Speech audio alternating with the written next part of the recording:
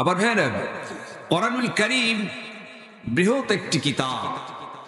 23টি বছর যাবৎ খণ্ডিত আকারে পৃথিবীতে নাজিল হয়েছেন বিভিন্ন প্রেক্ষাপটে, একবারে নাজিল হয় নাই। আস্তে আস্তে 23টি বছর যাবৎ এই কোরআনুল কারীম নাজিল হলো। নবীর প্রতি আসতে আবার রাসূল সতর্ক সেটা সরিয়ে দিতেন, সাহাবায়ে কেরাম সেটাকে আয়ত্ত করতেন। আর নবীজি আমার কোরআনের ওহী যখন হতো সম্পূর্ণ আকারে আয়ত্ত করার জন্য খুব পেরেশান হয়ে যেতেন, কারণ হুজুর জানতেন যদি একটা হরফ বাদ পড়ে যায় এইটা আর খুঁজে পাওয়া যাবে না। কিন্তু আল্লাহ খুব মহব্বত লাগতো রাসূলের পেরেশানি দেখে, কারণ আমার রাসূলকে শ্রেষ্ঠত্ব দান করেছেন কে? আল্লাহ। আল্লাহ রাব্বুল আলামিন নবীজির পেরেশানি দেখে ডাক দিয়ে বললেন, লা তুহাররিক বিহি লিসানাকা লিতাআজালা বি। জোরে বলুন আল্লাহু আকবার। আল্লাহ রাব্বুল আলামিন বলেন, আমার নবী বন্ধু, আমার হাবিব খুব পেরেশানি হওয়ার কিছুই নাই। আপনি শুধু আপনার জিহ্বা সঞ্চালন করবেন, আর মুখস্থ করিয়া দেওয়ার দায়িত্ব আমি আল্লাহর। সুবহানাল্লাহ। আপনি জিহ্বা সঞ্চালন করেন, মুখস্থ করে দিব আমি আল্লাহ। তার মানে কোরআনকে আল্লাহ পাক সহজ বানিয়ে দিয়েছেন। সুবহানাল্লাহ। আমরা পড়ি না, গবেষণা করি না, যার জন্য আমাদের কাছে খুব কঠিন মনে হয়। কথা ঠিক কিনা? কিন্তু কোরআন খুবই সহজ, যার কারণে বৃহৎ একটি কোরআন মানুষ হেফজ করতেছেন। অন্তরের মধ্যে 30 পারা কোরআন। পৃথিবীর অনেক কিতাব, বড় কিতাবের হাফেজ পাবেন না, কিন্তু আল্লাহর কালাম কোরআনের হাফেজ এই পৃথিবীতে লক্ষ লক্ষ আছে। সুবহানাল্লাহ। সেই কোরআন। আবার ভাইরা, কোরআনুল কারীম এটা বৃহৎ একটি কিতাব। কোরআন যে শ্রেষ্ঠ কিতাব, যার প্রমাণ করেছেন বিধর্মীরা। যারা ইসলাম কবুল করছিলেন না, তারা কোরআনের মর্যাদা বুঝতে পেরেছেন। এমন একটি ইতিহাস সাক্ষী দিয়েছেন। আপনারা জানেন, খ্রিস্টানের যিনি ফাদার, নাম তার পপ জন পল, এসেছিল 2000 সালে ইন্ডিয়াতে একটা কনফারেন্স। 10 লক্ষ খ্রিস্টানকে নিয়ে একটা কনফারেন্স করলো। সেদিন ছিল 10ই সেপ্টেম্বর, বেলা 11:30।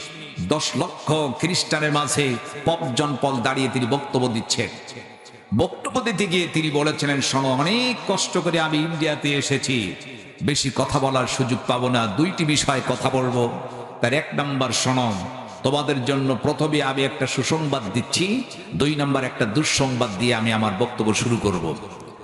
একজন দাঁড়িয়ে বললেন, ফাদার, সুসংবাদ আর দুঃসংবাদটা কি আমরা একটু জানতে চাই। পপ জন পল তিনি বললেন, সুসংবাদের জন্য সেটি হচ্ছে, আমরা খ্রিস্টান জাতি হতে পারি, কিন্তু মুসলমানের চাইতে শিক্ষায় আমরা বেশি, অর্থের দিক দিয়ে আমরা বেশি, অস্ত্রের দিক দিয়েও বেশি, সব দিক দিয়ে আমরা শ্রেষ্ঠত্ব। মুসলমানদের না আছে শিক্ষা, না আছে তাদের অস্ত্র, না আছে অর্থ। এটা হচ্ছে তোমাদের জন্য একটা বিশেষ সুসংবাদ। খ্রিস্টানরা মহা খুশি, অর্থও বেশি, অস্ত্র বেশি, শিক্ষায় বেশি। 2 নম্বর দুঃসংবাদ কি? বলে, দুঃসংবাদ হচ্ছে এই, সেটি হচ্ছে মুসলমানের সব দিক দিয়ে ঘাটতি থাকলেও এই পৃথিবী বেশি দিন আমাদের হাতে থাকবে না, গোটা পৃথিবী মুসলিম জাতি তারা দখল নিয়ে নেবেন। জোরে বলে আল্লাহু আকবার। একজন বললেন, কেমন করে? বলে, ওদের আছে বিশাল এক অস্ত্র, যে অস্ত্রের কাছে আমাদের সমস্ত অস্ত্রগুলো বাতিল হয়ে যাবে। সুবহানাল্লাহ। একজন সাংবাদিক বার্নার্ড শো দাঁড়িয়ে গেলেন, ফাদার, বার্নার্ড শো বলছেন, কি অস্ত্র আছে? আমাদের এত ভারী অস্ত্র, গোটা পৃথিবীকে অচল করে দিতে পারি, সেই অস্ত্রের কাছে মুসলমানের এমন কি অস্ত্র যেটা আমাদের সব শেষ হয়ে যাবে? একজন খ্রিস্টান সঙ্গে সঙ্গে পকেট থেকে ছোট্ট একটি কোরআন তিনি তুলে ধরলেন। আল্লাহু আকবার। পজন পল ছোট্ট কোরআন বের করলেন, ডেকে বললেন, শোনো, আমার জাতিরা 10 লক্ষ খ্রিস্টানকে উদ্দেশ্য করে বলল, মুসলমানের সবচাইতে বড় হাতিয়ার অস্ত্র, তার নাম কোরআন। এই কোরআনের কাছে পৃথিবীর সমস্ত অস্ত্রগুলা ধ্বংস হয়ে যাবে। তবে শোনো, যেই মুসলমান গোটা পৃথিবী দখলে নেবেন, শোনো, সেই মুসলিম জাতি পৃথিবীর মধ্যে সবচাইতে সেরা জাতি, আবার মুসলিম জাতি হবে সবচাইতে নিকৃষ্ট জাতি। একজন ডেকে বললেন, ফাদার, কেমন কথা? মুসলিম জাতির এই সেরা, আবার মুসলিম জাতি সব চাইতে নিকৃষ্ট হয় কেমনি?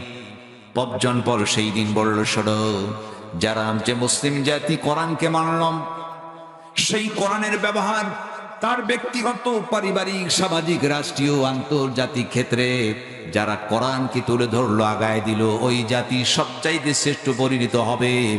আর মুসলিম জাতি যখন কোরআনকে তারা বাদ দিবেন, ওরাই পৃথিবীর মধ্যে নিকৃষ্ট জাতিতে পরিণত হয়ে যাবে। আল্লাহু আকবার। কোরআন ধরার কারণে শ্রেষ্ঠ এই মুসলিম জাতি, কোরআন ছাড়ার কারণে তারাই হবে নিকৃষ্ট। পবজন পল মেসেজ পাঠালেন, কোরআন সবচাইতে বড় অস্ত্র, যে কোরআনের অস্ত্রের কাছে পৃথিবীর সমস্ত অস্ত্র বাতিল হয়ে যাবে। জেনে বলুন সুবহানাল্লাহ। সেই কোরআন যার মর্যাদা আজও পর্যন্ত আমরা দিতে পারি নাই, সেই কোরআনকে ভালোবাসি, কোরআনের সংস্পর্শে থাকি। কোরআন হচ্ছে হুদান লিন্নাস, মানুষের হেদায়েতের জন্য এসেছেন।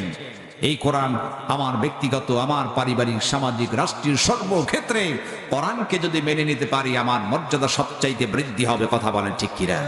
আল্লাহ পাক কোরআনুল কারীম আমাদের সর্বক্ষেত্রে পালন করার তৌফিক দিন। সকলে বলুন আমিন।